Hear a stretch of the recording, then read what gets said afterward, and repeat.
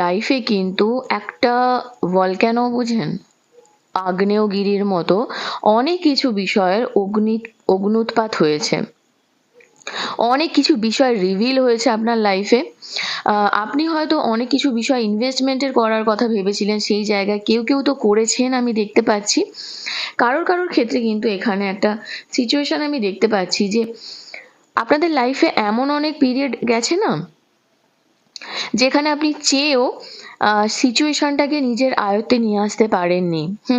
অনেক রাগ, জেদ, অভিমান, অনেক কিছু বিষয়ের মধ্যে দিয়ে আপনার লাইফটা কিন্তু হিল হয়েছে।